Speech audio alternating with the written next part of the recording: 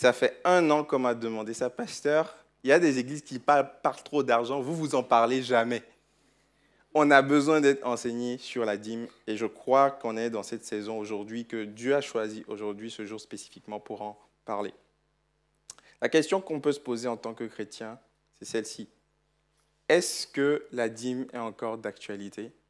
Est-ce que je dois payer la dîme? Est-ce que je suis obligé de donner 10%? Pasteur, j'ai des revenus très faibles, je gagne le SMIC. 10% pour moi, c'est beaucoup trop. Est-ce que je dois donner 10%? Est-ce que l'épée de Damoclès va tomber sur ma tête si jamais je donne 9,99% et pas 10% exactement? Si la banque prend une partie, qu'est-ce qu'on fait?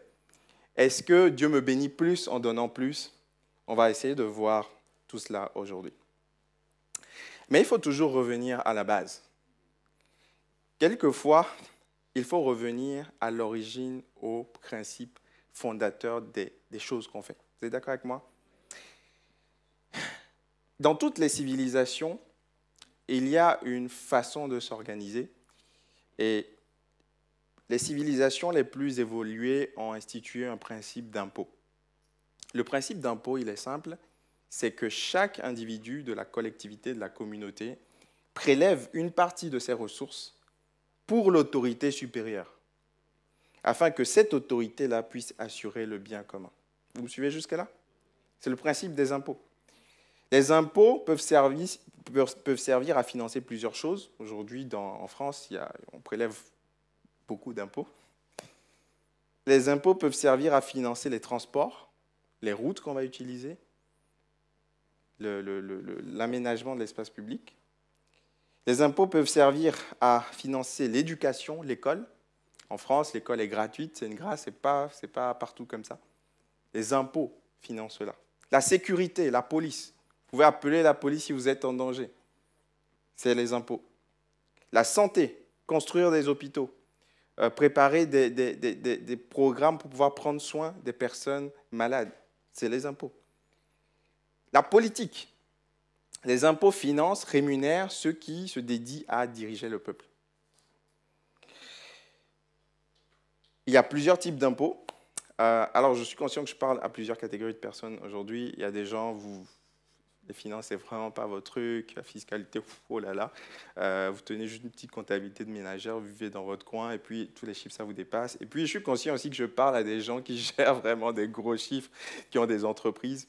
Mais il faut qu'on rappelle les choses pour être au même niveau. On est d'accord? Vous pouvez dire amen? Il y a plusieurs types d'impôts. Il y a les impôts, les taxes, les charges, les impôts sur les revenus, la TVA qui est prélevée sur la vente. Il y a des charges fiscales qui sont prélevées sur votre salaire, que ce soit des charges salariales ou patronales. Donc, l'État prélève une partie de vos ressources pour le bien commun. Et il y a 2 écoles. Il y a ceux qui militent pour peu d'impôts. Dites avec moi, peu d'impôts. C'est l'école de la liberté ou de la responsabilité individuelle. Que chacun travaille et que chacun se débrouille. Dieu pour tous, chacun pour soi, Dieu pour tous. Aujourd'hui, on classerait ça un peu à droite. Certaines sociétés prônent la liberté, ils prélèvent peu pour assurer peu. D'autres sociétés prônent l'égalité, une répartition un peu plus équitable, donc on prélève beaucoup pour assurer beaucoup. Mais peu importe notre positionnement par rapport au pourcentage, c'est important de réaliser qu'il y a une nécessité que chacun donne pour le bien commun. Ce que vous croyez avec votre argent va déterminer ce que vous allez faire avec votre argent. Si vous croyez en la liberté, vous allez dire il faut que chacun travaille, que chacun se débrouille. Si vous croyez en l'égalité, vous allez plus être favorable à une répartition assez équitable ou égale des choses. Donc, ce que vous faites avec votre argent n'est pas déconnecté de ce que vous croyez. Maintenant, venons à l'enjeu de la dîme. En fait, la dîme, c'est simplement un impôt. Le mot dîme vient du latin decimus, qui signifie dixième, dixième de mes ressources, dixième de mon argent, dixième de ce qui entre, dixième partie. Mais il y a deux éléments importants à distinguer lorsqu'on parle de la dîme. Il y a d'un côté le principe, dites avec moi principe, et il y a de l'autre côté le pourcentage. Dites avec moi pourcentage. Il y a le principe, c'est-à-dire pourquoi je dois donner à Dieu, et il y a le pourcentage, combien je dois donner à Dieu. Et le problème aujourd'hui dans l'Église, c'est qu'on passe plus de temps à parler du pourcentage que du principe. On passe plus de temps à se demander combien je dois donner que de réellement comprendre pourquoi je donne. Amen. Voici le principe, je vous donne d'entrée de jeu. Pourquoi on donne à Dieu? Parce que la Bible dit que l'or et l'argent lui appartiennent. Dieu n'a pas besoin qu'on lui donne de l'argent pour qu'il répartisse. On s'entend? Il est tout puissant, il n'a besoin de rien, il a tout en lui-même. Il dit l'or et l'argent m'appartiennent. Quand il a créé le jardin d'Éden, il y avait déjà de l'or dans le jardin d'Éden. Tout lui appartient, il peut tout. Alors pourquoi on lui donne à Dieu? C'est parce qu'il y a un principe. C'est que la personne à qui vous donnez une partie de vos ressources, que ce soit la dîme, que ce soit les offrandes, va révéler quelle est votre autorité. Je pense que vous ne m'avez pas bien saisi. Parce que je ne l'ai peut-être pas bien dit. Je vais le redire. Donner la dîme à quelqu'un, c'est reconnaître que cette personne est votre autorité. Quand vous donnez la dîme à l'État, vous êtes en train de reconnaître que l'État, c'est votre autorité. D'ailleurs, souvent, ceux qui n'ont pas confiance en l'État ont du mal à donner. J'ai raison ou j'ai raison? Lorsque vous donnez, c'est ça le principe fondateur. Lorsque vous donnez la dîme ou une partie de vos ressources, vous êtes en train de prêter allégeance. C'est pour ça que, on va le lire tout à l'heure, la Bible dit qu'Abraham, lorsqu'il a rencontré une personne, c'était une théophanie, il a réalisé que c'était Dieu. La Bible dit qu'Abraham lui a donné la dîme de tout pour dire « Tu es mon Seigneur, tu es mon autorité, je me place sous toi. » Vous comprenez? Voilà aussi pourquoi les gens sont venus voir Jésus et ils lui ont dit « À qui doit-on donner l'impôt? À Dieu ou à César? Qui est notre autorité? » Si tu dis César, ils vont dire « Ah, donc, tu ne crois pas au vrai Dieu. » Et si Jésus dit à Dieu, ils vont dire « Ah, tu t'opposes à César, on va te mettre en prison. » Et Jésus va dire ceci, « Donnez à César ce qui est à César et à Dieu ce qui est à Dieu. » Dieu est mon autorité suprême et je dois lui donner une partie de mes revenus pour lui montrer que c'est mon autorité, que je me place sous lui, mais je dois aussi respecter les autorités locales. Quelqu'un dit Amen. En tant que chrétien, on doit faire les deux. Donner la dîme à quelqu'un, c'est reconnaître que cette personne est mon autorité. Alors, on va regarder à trois choses. La dîme avant la loi, la dîme sous la loi, toujours dans l'Ancien Testament, et la dîme après la loi. On voit que dès l'origine, le principe d'offrande existait. Quand vous voyez la première famille déjà, Abel et Caïn, il y a une question d'offrande. Vous pouvez vous dire, ça sort d'où? C'est le principe d'allégeance. Caïn et Abel vont apporter une offrande à Dieu. Mais on va dire dans le texte que l'offrande d'Abel avait quelque chose en plus. Vous voyez, vous commencez à comprendre. Le principe, ce n'est pas le montant, ce n'est pas ce que tu donnes. Le principe, c'est pourquoi tu donnes. Et le pourquoi tu donnes va aussi influencer la manière dont tu donnes. Si tu donnes en râlant, ce n'est pas la peine. Si tu donnes par contrainte, ce n'est pas la peine. Si tu donnes en disant, bon, ok, je dois donner, je suis obligé, tiens, si tu fouilles dans ta poche là, oh, il me reste 3 pièces, tiens, ce n'est pas la peine, garde tes sous. Dieu s'en sortira.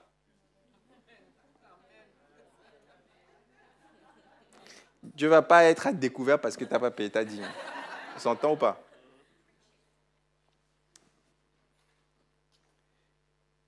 Pourquoi on donne? La Bible dit que l'offrande d'Abel va avoir un goût différent que l'offrande de Caïn. Parce que Abel va donner les prémices, la meilleure partie. il va le donner avec son cœur. Quand on étudie le passage, on voit que Abel avait un style de vie qui faisait qu'il se portait à donner à Dieu une offrande qualitative. Et David aussi avait ce cœur. Il dit, je ne peux pas donner à Dieu un sacrifice qui ne me coûte pas. Il y a un cœur derrière. Il y a une démarche. Il y a le principe et il y a le pourcentage. Le principe, c'est de prêter allégeance à Dieu. La question que je te pose aujourd'hui d'entrée de jeu, est-ce que tu prêtes véritablement allégeance à Dieu dans ta vie? Est-ce que Dieu est véritablement ton Seigneur? Ce n'est pas ce que tu dis qui compte, c'est ce que tu fais, et notamment avec ton argent. Yves l'a prêché ce matin. Jésus a dit, vous ne pouvez pas être servi, être esclave de 2 maîtres. Soit tu es esclave, tu es sous la protection de Dieu, soit tu es esclave, tu fais allégeance à l'argent. Allô?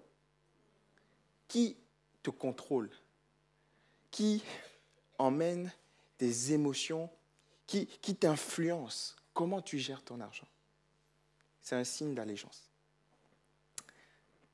Alors, regardons avant la loi, il y avait déjà ce principe de la dîme. Je l'ai cité tout à l'heure, Genèse, chapitre 14, verset 18. Melchisédek, roi de Salem, fit apporter du pain et du vin. Il était près du Dieu très haut, un personnage mystérieux, on ne sait pas d'où il vient, mais il avait une onction sur sa vie, il dégageait quelque chose et il se présentait comme le sacrificateur du Dieu très haut. C'est une matérialisation de Jésus dans l'Ancienne Alliance. Il bénit Abraham en disant qu'Abraham soit béni par le Dieu très haut, le maître du ciel et de la terre. Béni soit le Dieu très haut qui a livré tes ennemis entre tes mains. Et Abraham lui donne la dîme de tout. Abraham reconnaît que c'est Dieu qui l'a béni. Et Abraham, en retour, pour manifester, pour matérialiser son allégeance, lui dit, je te donne la dîme de tout. Ce que tu donnes à Dieu, ce n'est pas une question de montant, c'est une question d'allégeance. C'est une question de dire, c'est toi qui me donnes tout. Tout ce que j'ai, c'est toi qui me le donnes. Oui, mais j'ai travaillé, j'ai fait des efforts, je me suis levé lundi matin, j'ai pris les transports. Oui, mais c'est Dieu qui te donne le souffle de vie. Oui, mais c'est Dieu qui te donne l'inspiration. Tu as déjà payé une facture d'électricité pour l'oxygène que tu respires? Une facture d'oxygène. Dieu pourrait payer ça, taxe sur l'oxygène. Une inspiration, 1 €.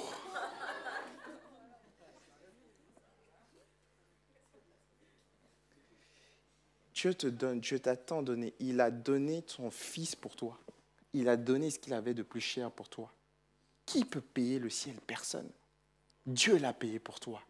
Il s'est sacrifié pour toi. Et quand tu le réalises, tu te dis, je vais te donner une part de mes revenus. Je ne peux pas te donner tout. Si Dieu me demande de donner tout, je vais donner tout. Mais Dieu ne va pas me demander de donner tout parce qu'il sait que je dois aussi me nourrir. Il ne me donne pas tout pour que je lui rende tout. Mais quelquefois, il va te tester. Il va tester ton allégeance. C'est ce qu'il a fait avec le jeune homme riche. Il dit, va avant tout et suis-moi. Il était esclave de l'argent. Il avait peur. Il est reparti triste.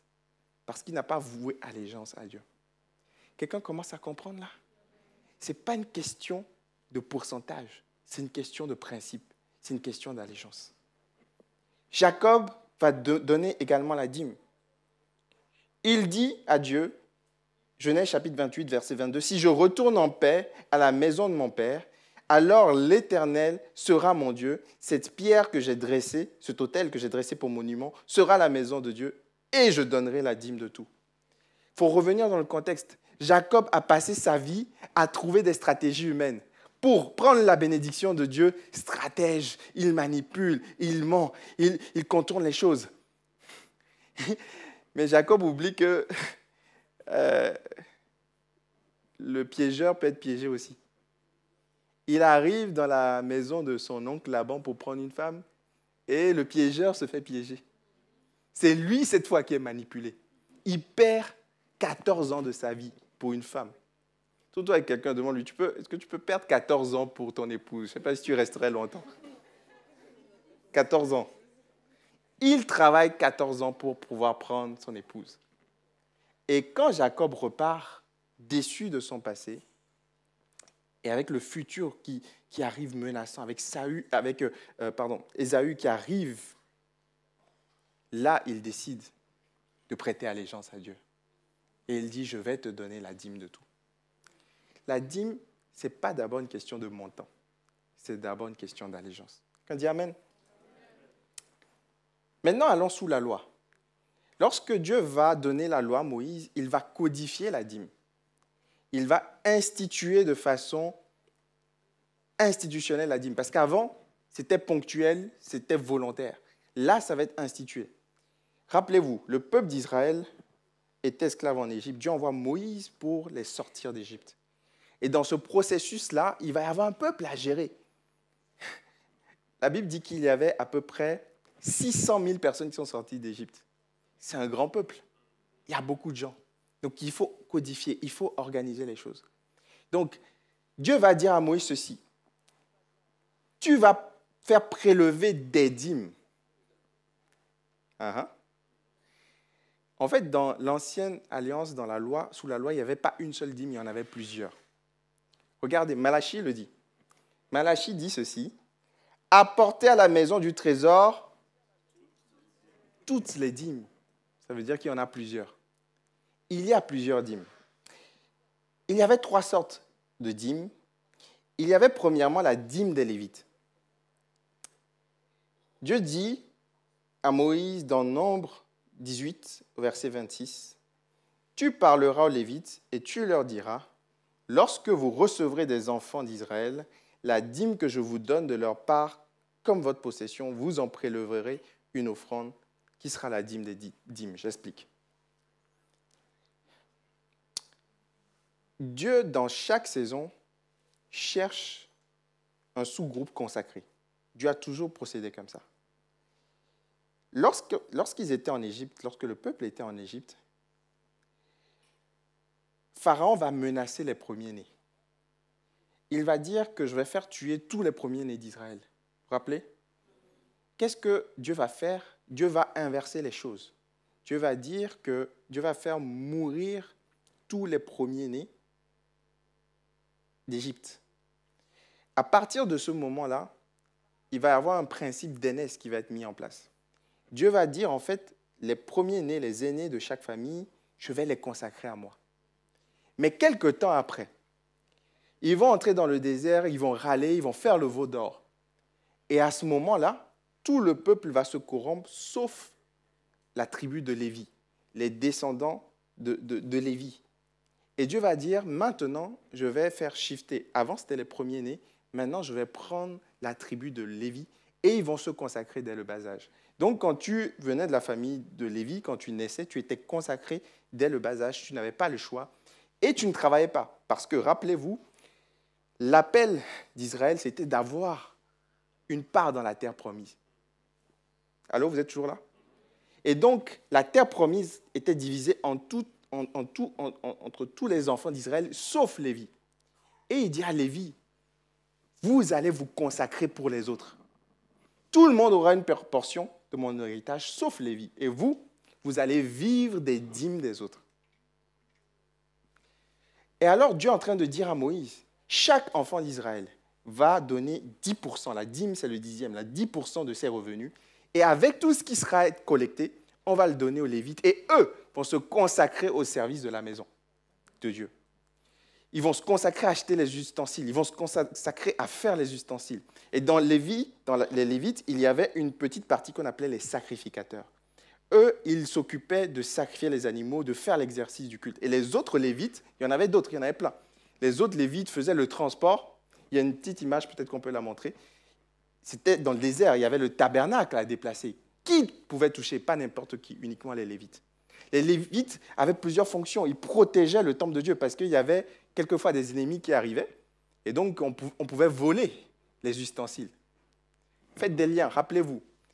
Quand Nabuchodonosor a conquis le peuple d'Israël, il allait prendre les ustensiles de la maison. C'était précieux. Il n'y avait plus de Lévites. Donc, ils avaient plusieurs fonctions. Mais ils devaient vivre selon la dîme.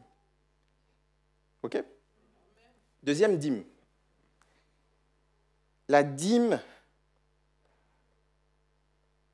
des festivités. Dieu va dire à Moïse de prendre 10% supplémentaires pour préparer les festivités. Il y aura 3 fois par an des fêtes à Jérusalem. Tous les Juifs devaient revenir, c'est bien après, tous les Juifs devaient revenir à Jérusalem et fêter. Ça nécessite de l'argent, ça nécessite du déplacement. Il y a des animaux à sacrifier. Et donc, chaque personne devait prévoir 10% de ses revenus pour ça. Et il y a une troisième dîme. C'est la dîme sur les veuves et les orphelins. Cette dîme-là n'était pas annuelle, mais elle arrivait une fois tous les 3 ans. Elle était également de 10%. Donc, faisons les calculs. 10% par an pour les Lévites, 10% par an pour les festivités et 3,3% par an pour les veuves et les orphelins. Donc, le peuple d'Israël ne donnait pas 10%, il donnait 23%. Tout avec quelqu'un, dis-lui, je t'emmène quelque part. Aie confiance en moi, je sais où je vais atterrir, l'avion va atterrir. Tu dis, pasteur, c'est compliqué aujourd'hui, on arrive, ce sera simple à la fin. Je récapitule. Sous la loi mosaïque, il y avait 3 dîmes. Une dîme régulière pour soutenir les Lévites et les prêtres, qu'on appelait encore les sacrificateurs.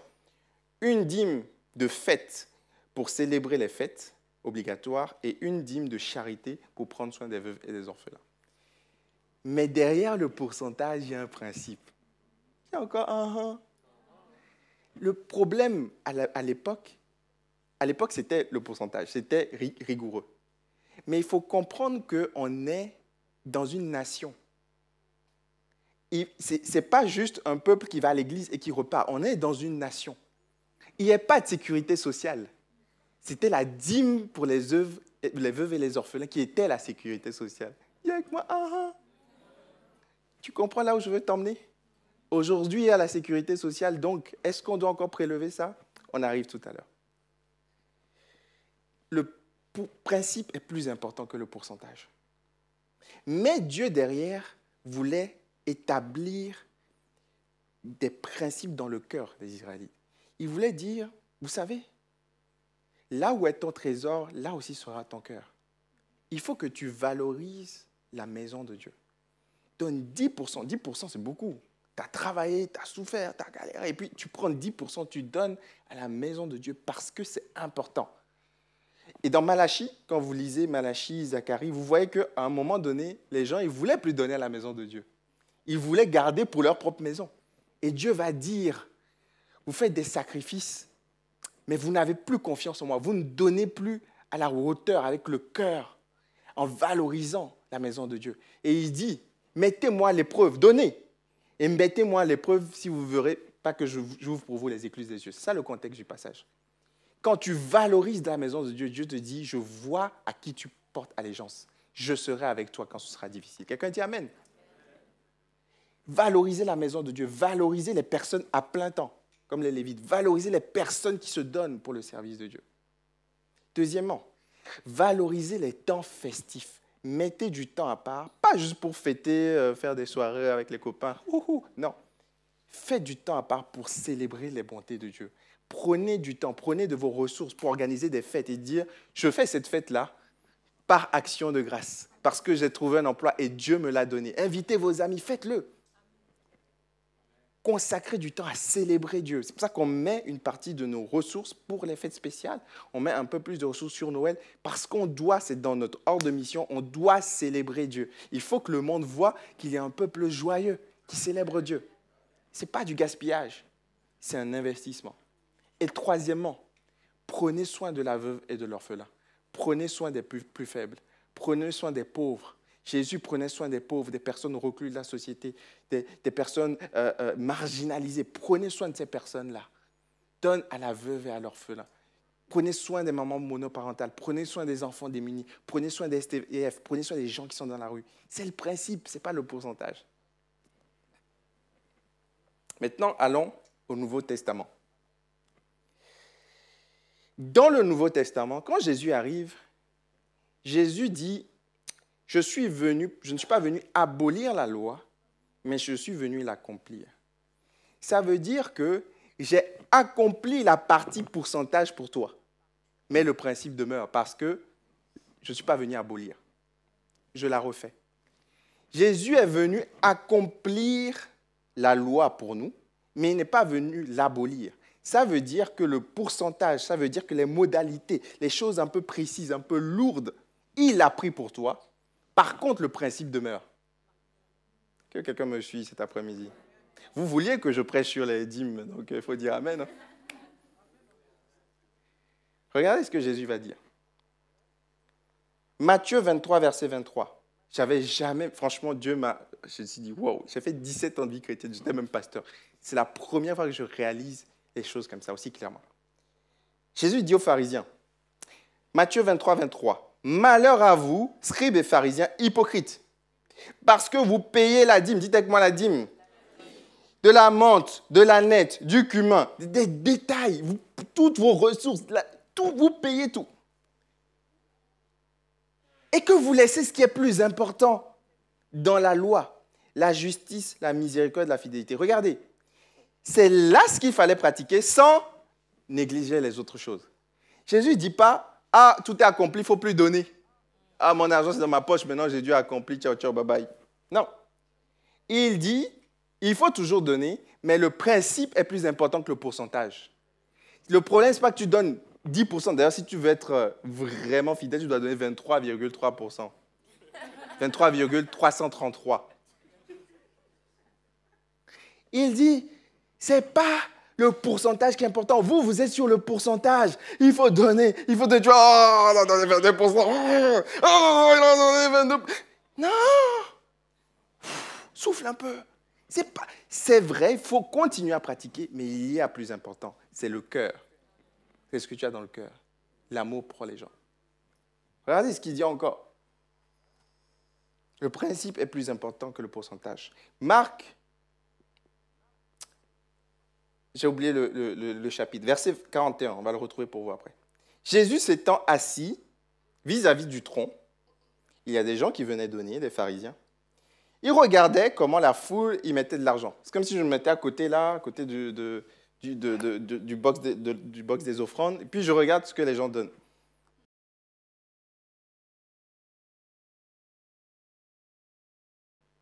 La résidence secondaire, ouais, c'est important. Mais à donner à l'église, oh, pourquoi ils ont besoin de tout cet argent à l'église? Pourquoi ces appels de... Non, prenez une petite salle là, vous priez, hein. Vous avez reçu gratuitement, donné gratuitement.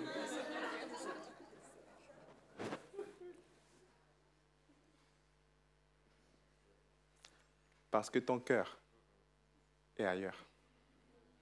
C'est la vérité. Et il y a des gens qui donnent moins, qui ont moins, qui donnent tout. Ou le but, ce n'est même pas le pourcentage. Ce n'est même pas le fait qu'elle donne tout. Mais c'est le cœur derrière.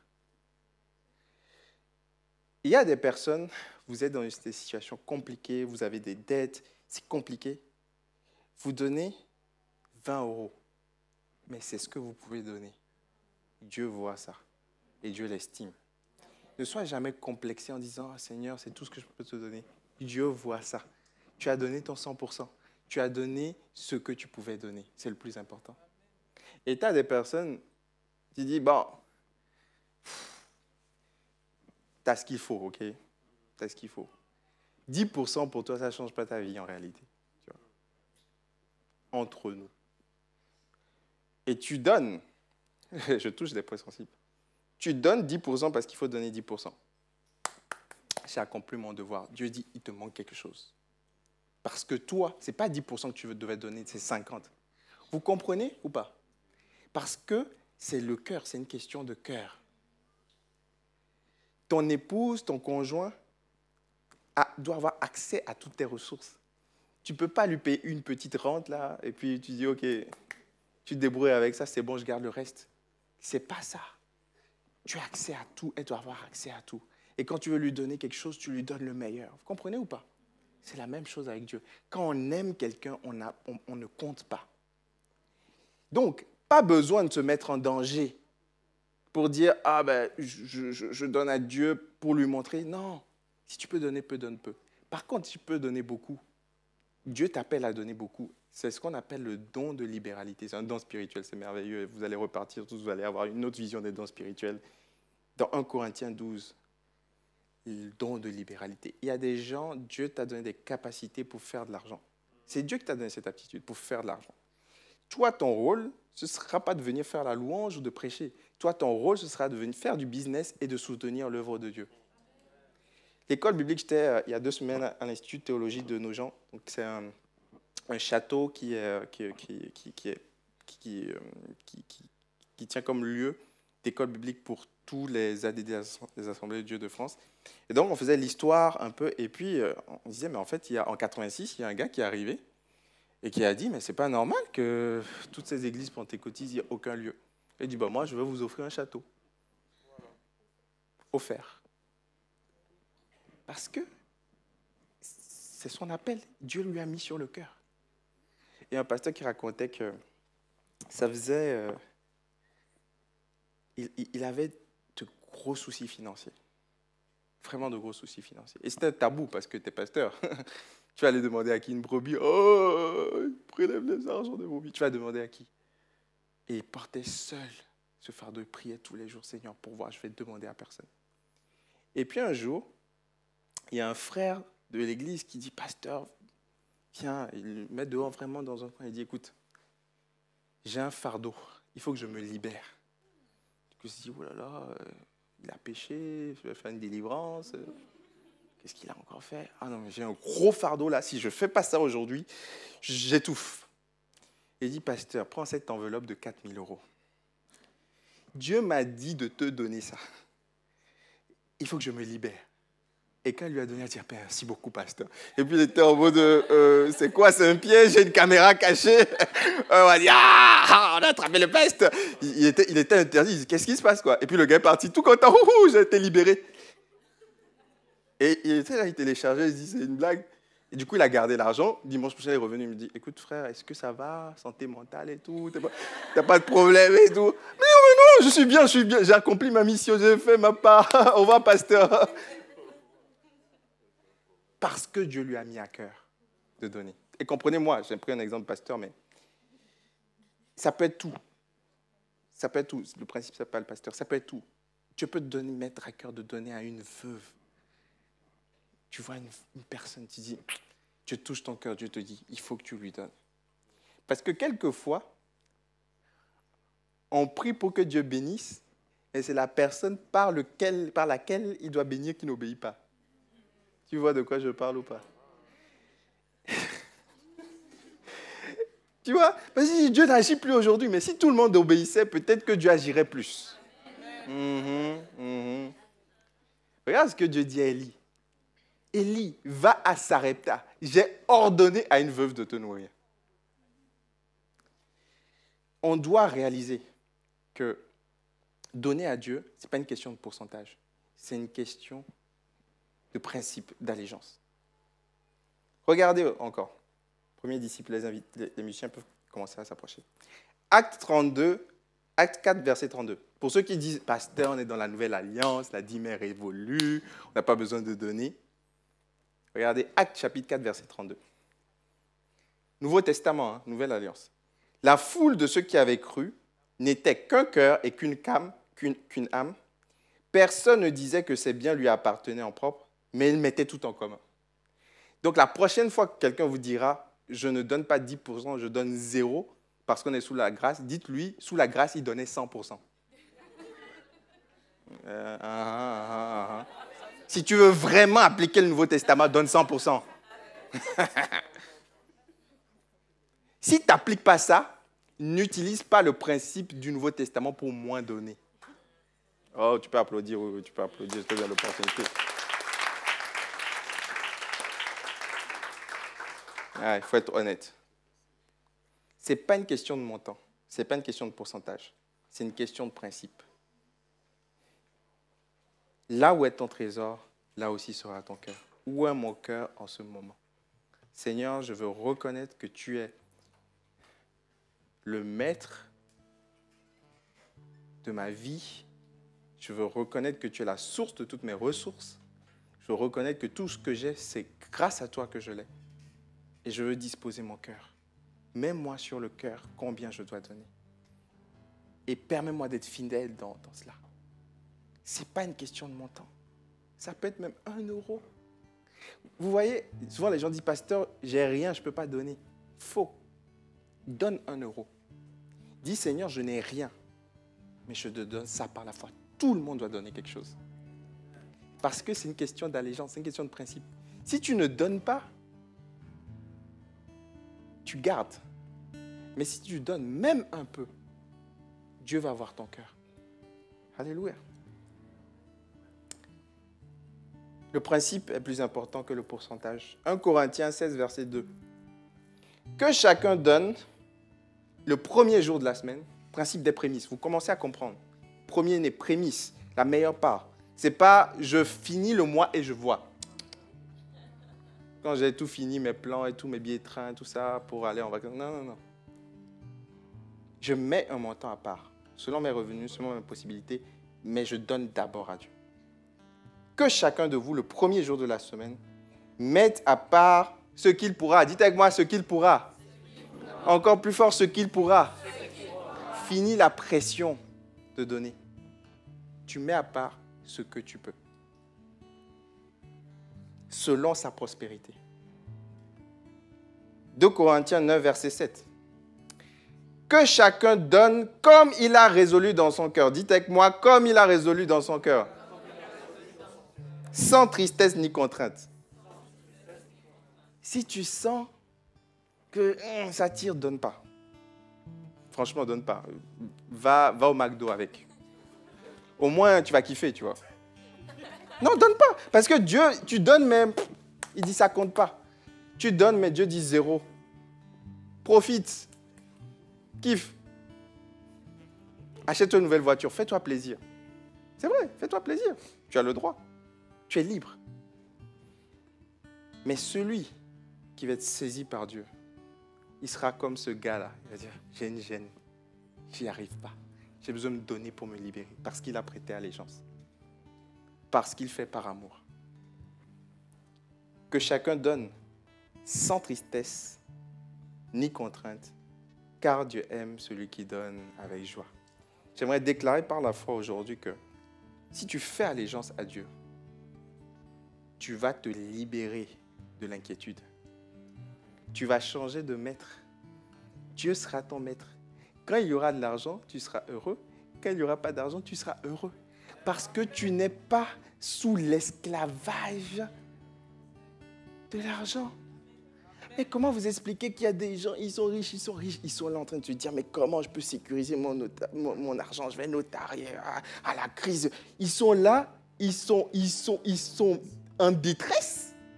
Ils disent, oh, je viens de perdre 1 million, comment je vais faire? Il me reste 99 millions, ma fortune, oh là là, je ne vais pas payer d'impôts, au secours. Ah non, il faut faire quelque chose. Et puis tu as des gens, tu as des petits-enfants qui n'ont rien, qui jouent au foot sans sandales, qui sont heureux. Comment tu expliques ça? Parce qu'il y a une puissance spirituelle derrière l'argent. Il y a aussi des pauvres qui sont esclaves de l'argent. Il y a aussi des gens qui n'ont pas d'argent tous les jours. Comment je vais faire? Seigneur, comment je vais faire? Dieu dit, mais toutes ces choses, ce sont les païens qui les recherchent. Mais comment tu peux dire ça? Je veux donner à manger à ma fille, je suis une maman monoparentale. Comment tu peux dire ça, Seigneur? Il dit, t'inquiète pas. Tu as combien de cheveux sur ta tête? Je ne sais pas, moi je sais. J'ai compté les cheveux de ta tête et je vais pourvoir. Je vais te donner l'intelligence pour le travail. Je vais te donner la force. Je vais te donner la créativité. Je vais te donner l'énergie. Viens dans ma présence. Viens te nourrir dans ma présence. Viens te fortifier dans ma présence. Sers-moi fidèlement et tu vas voir si je n'ouvre pas pour toi les écluses des cieux. On va prier ensemble si vous voulez bien. Alléluia. Est-ce qu'on peut se lever tous ensemble? Alléluia. Commence à lever la voix là où tu es. Et commence à dire, Seigneur, j'ai compris aujourd'hui que ce n'est pas une question de pourcentage. C'est une question de principe. C'est une question d'allégeance.